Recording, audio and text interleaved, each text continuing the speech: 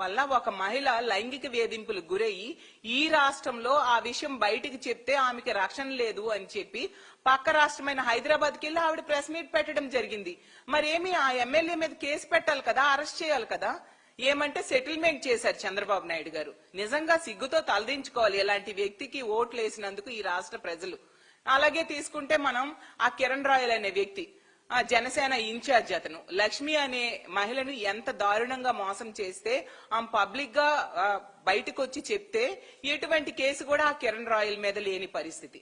అలాగే జనసేన ఇన్ఛార్జ్ అయిన ఆ కోట వినిత విషయంలో చూస్తే ఆ బొజ్జల సుధీర్ రెడ్డి అనే వ్యక్తి ఎంత దారుణంగా ప్రవర్తించాడు, ఒక స్పైన్ పెట్టి ఆమెను ఎంత దారుణంగా విసిగించాడు. కానీ కనీసం ఎటువంటి చర్యలు ఆ వ్యక్తి మీద తీసుకొని పరిస్థితి మనం చూసాం. అలాగే తీసుకుంటే తిరువూరులో తెలుగుదేశం పార్టీ నాయకుడేమో ఒక మహిళని ఏ విధంగా లోబర్చుకోవడానికి ప్రయత్నించాడో ఆడియో బయటకు వచ్చినా కూడా ఎటువంటి చర్యలు అతని మీద లేదు. అలాగే జనసేన ఎమ్మెల్యే పంతం నానాజీ అనుచరులు ఇదే పవన్ కళ్యాణ్